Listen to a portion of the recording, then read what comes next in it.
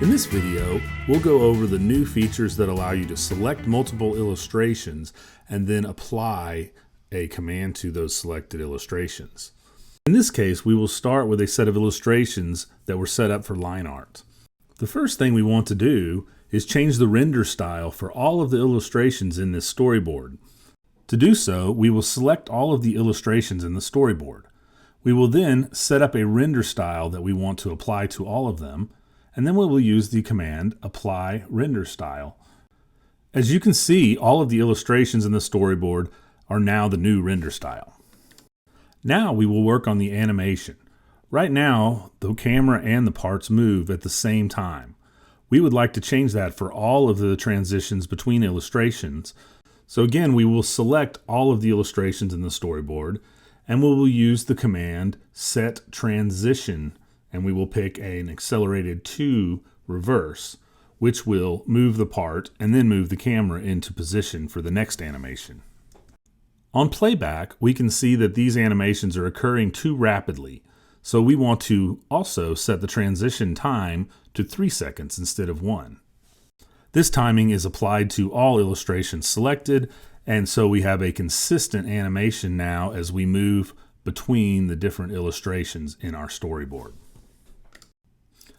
Now let's rename all of our illustrations.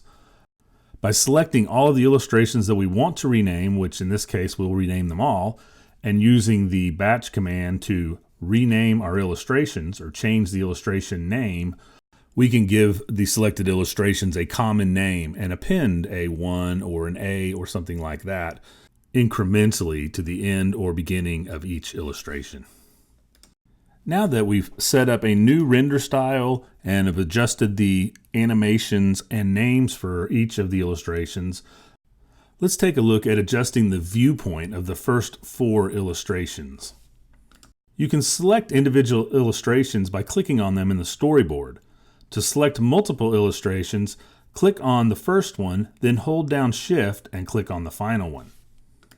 Now we will use the viewpoint panel to set up a new view position that we will apply to these illustrations. In this case, we will choose one of the axonometric views included with the software.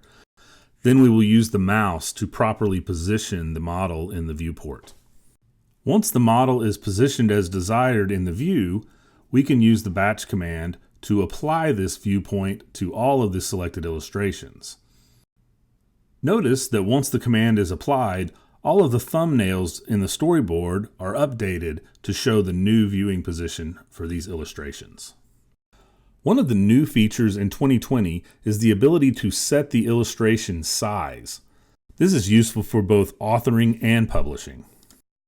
So let's select all of the illustrations once again, and we'll use the batch command to set illustration sizes.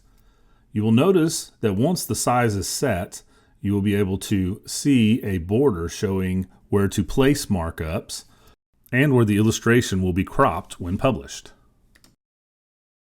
As a final touch, we want each of our illustrations to show a selection for the part that is going to be moved in that step. We can do this by selecting all of our illustrations and then using the Select Assembled Parts command. This will apply a selection for each of the illustrations, but only selecting the part that will be moving during that specific step. To learn more about our technical publishing software, please visit the Quadraspace website.